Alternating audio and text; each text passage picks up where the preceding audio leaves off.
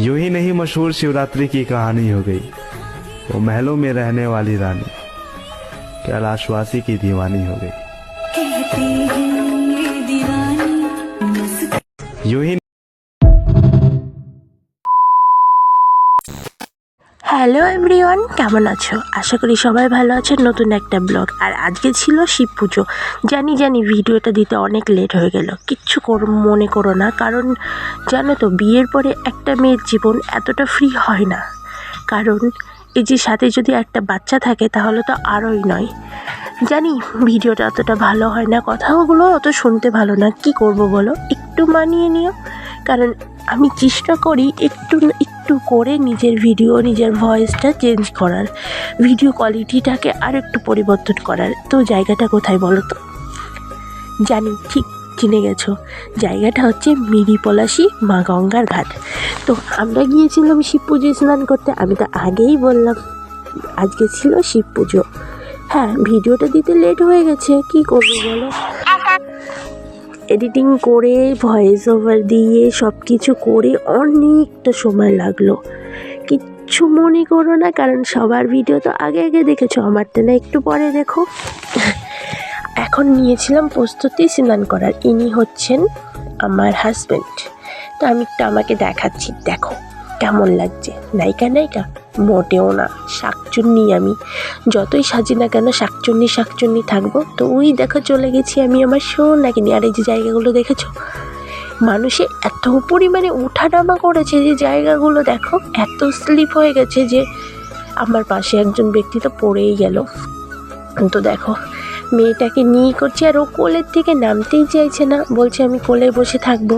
আর আমি বলছি তুমি নামো, আমি একটু পুজো করতে হয়। তো একটা ডুব মেরে নিয়েছি। আর একটা কথা জানো তো, আমি সাঁতার জানি না, কিন্তু ই নিজে মাটিতে কি দেখাচ্ছিল আমি নিজেও বুঝতে পারলাম না এতক্ষণ ধরে মাটিতে কি দেখাচ্ছে।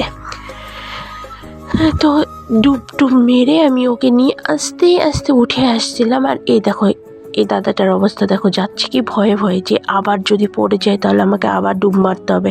আর জল এত ঠান্ডা ছিল না গাইস, কি বলবো। আমি একটু লুক নিয়েছিলাম পার্বতী, কিন্তু ওই যে বললাম আমি তো শাকচুন্নি, যতই চেষ্টা করি না কেন পার্বতী হবে না। হ্যাঁ আমি জানি এখন কিছু জ্ঞানদাম আসি আর জ্ঞানদাম এসেও আমাকে কমেন্ট করবে।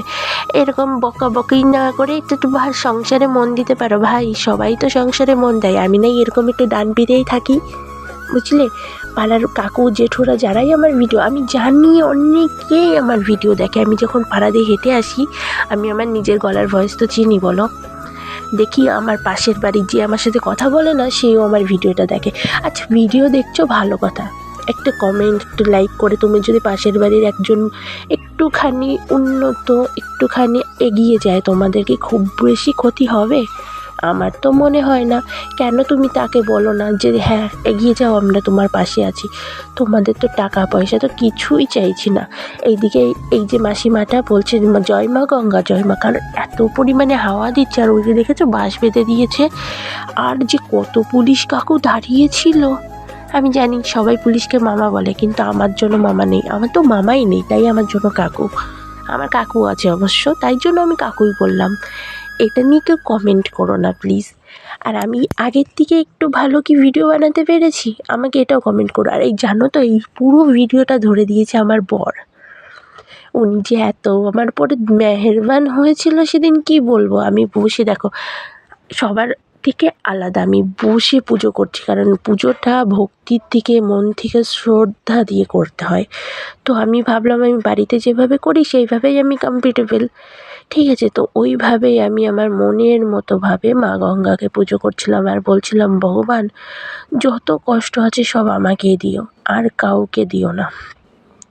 তো দেখো সিঁদুর সব কিছু দিয়ে পুজো করা হয়ে গেছে। আর আমি এখন এসেছি পাশের যে মন্দিরটা আছে না, ওই মন্দিরে পরিক্রমা করতে।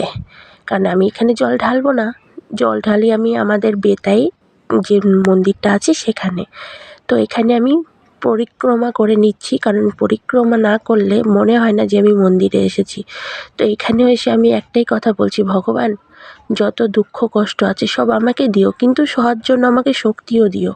কারণ এমন করো না যাতে আমি সইতে না পেরে মরে যাই, এমন করো যাতে ধৈর্য শক্তি আমার কাছে দ্বিগুণ পরিমাণে হয়, আর আমি যেন সব সহ্য করে যেতে পারি।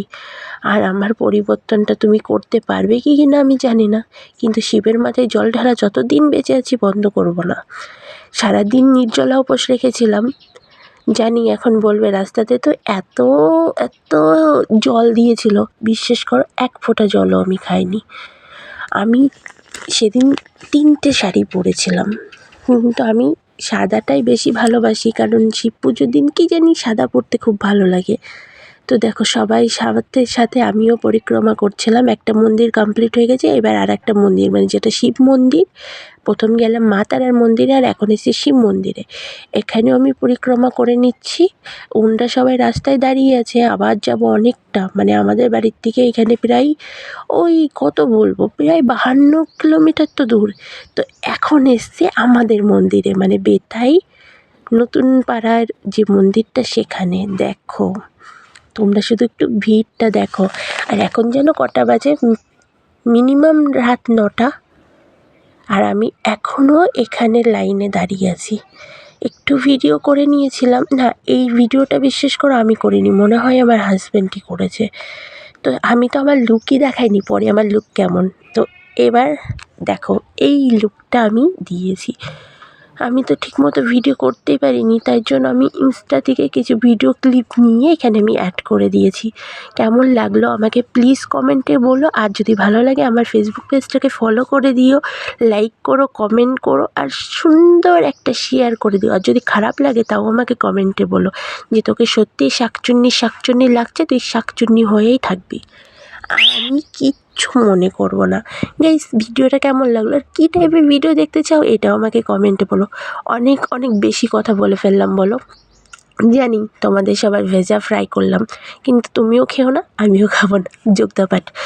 তো ভিডিওটা কেমন লাগলো গাইস? ভোলেনাথকে নিয়ে আমি কত রিল শ্যুট করেছি, কারণ ওখানে তো ভিডিও করতেই দিচ্ছে না জানো। ওখানে তো জাস্ট যাও, জলটা ঢালো আর তুরন্ত বেরিয়ে যাও, কারণ এত মানুষকেও তো দেবে বলো। আমি অনেক পিছনে দাঁড়িয়েছিলাম। তো ভিডিওটা ভালো লাগলে লাইক করো।